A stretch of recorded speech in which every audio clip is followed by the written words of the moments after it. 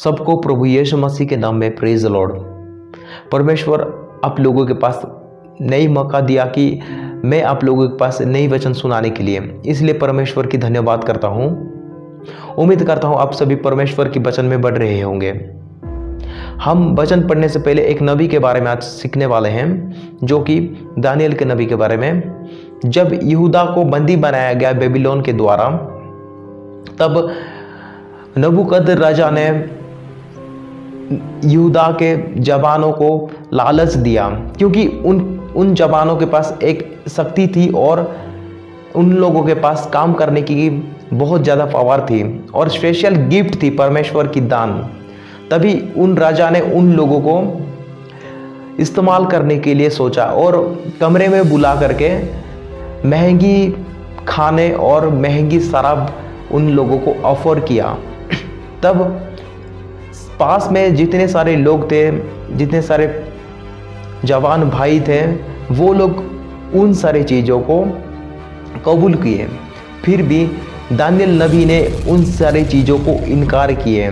परमेश्वर की वचन कहता है दानियल उसका 8वां अध्याय में, किंतु दानियल ने अपने हृदय में ये निश्चय किया कि वो राजा का ना तो भोजन खाएगा और ना शराब पिएगा जो राजा पीता है, और यूँ अपने को अशुद्ध नहीं करेगा। इसलिए उसने मुख्य खोजा असपन्नज से निवेदन किया, आप मुझे महाराज के आदेश से मुक्त रखें जिससे मैं अशुद्ध ना हूँ।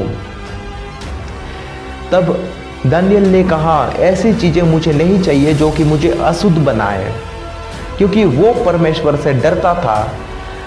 उस वक्त वो पी सकता था वो शराब, कोई नहीं देखने वाला उस टाइम, ना कि कोई शिकायत करने वाला था। फिर भी दानियल ने उस चीज़ को इनकार किया। आज मेरे मसीह भाई और बहनों के लिए ये वीडियो बहुत ही खास है, और अगर अन्य धर्म के मेरे भाई बहन देखते हैं तो फिर यह वीडियो उन लोगों के लिए भी बहुत खास होने वाला है, क्योंकि ऐसे भी होते हैं जो कि शराब की ऑफ़र मिलती है तो फिर वो लोग इनकार करने की नाम ही नहीं लेते हैं, क्योंकि अगर वो लोग पीने के बाद कैसी बिहेवियर देते हैं। हम परमेश्वर की वचन में और आगे पढ़ेंगे। नीति वचन 31 उसका 5 आयत में लिखा है, शराब के नशे में वे कानून कायदे भूल जाते हैं और पीड़ित जनों का हक मारते हैं। ऐसे व्यक्ति ना कि उन रूल्स के बारे में याद करते हैं, ना कि अपनों के जो कही हुई बातों को याद करते हैं, वो सारी चीज़ें भूल जाते हैं।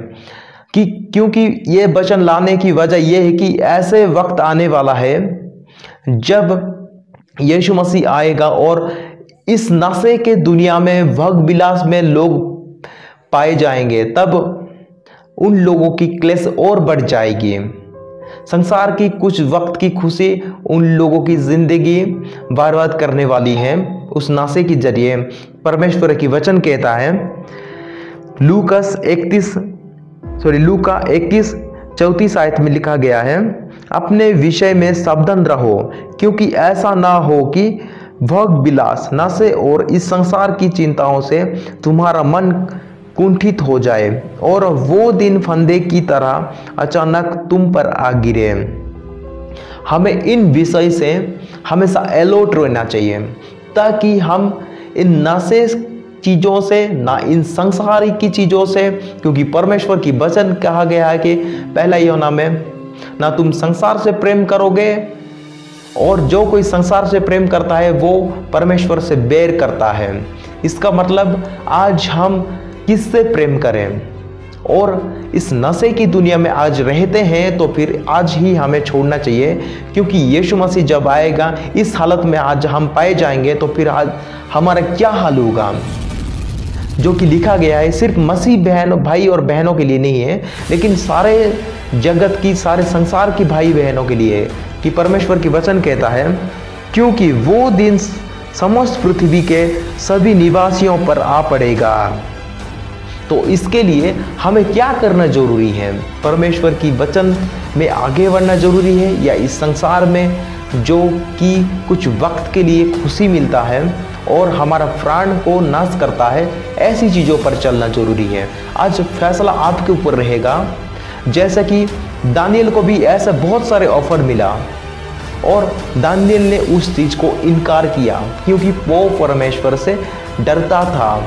और आज हमारे पास बाइबल है और अच्छे अच्छे हमारे सामने प्रचारक हैं। हम उन लोगों को सीखना चाहिए, उन लोगों से परमेश्वर की वचन से बढ़ना चाहिए। जैसे कि परमेश्वर की वचन में लिखा गया है, इसलिए सदा जगते रहो और प्रार्थना करते रहो, जिससे तुम इन सब आने वाले संकट से बचने और मानव पुत्र के सामने खड़े होने में समर्थ हो सको। अगर हमें परमेश्वर के समर्थ होना चाहिए, हमें यीशु मसीह के सामने खड़े होने की समर्थ रखना चाहिए, तो फिर इन नशे और इस संसार से हमें दूर रहना पड़ेगा। क्योंकि ऐसे ऑफर आज मेरे मसीह भाई और बहनों और बहुत सारे लोगों को ऑफर मिलता है, फिर भी कुछ मसीह बहनों तो इनकार करते हैं और बहुत सारे लोग भी इनकार करते हैं, और ऐसे लोग होते हैं जो कि उनमें शामिल हो जाते हैं और अपना प्राण खुद गंवाने के लिए सोचते हैं। वे लोग नहीं जानते कि हम प्राण गंवा रहे हैं या हम अपना काम निकाल रहे हैं। लेकिन परमेश्वर की वचन कहता है हम हमेशा प्रार्थनाओं में लगे रहना चाहिए और हमें जगते रहना चाहिए परमेश्वर की प्रार्थनाओं में।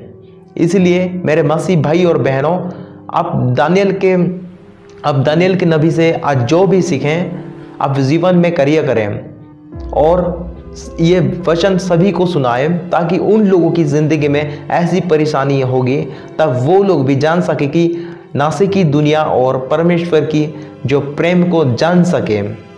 जब यीशु मसीह आएंगे तब उनके सामने अपने आप को समर्थ बनाए रखे यीशु मसीह के सामने खड़े होने के लिए। इस वचन से हम सभी को आशीषित मिले और अगले वीडियो में मिलेंगे एक नई टॉपिक के साथ। तब तक के लिए सबको जय मसीह की। आमीन।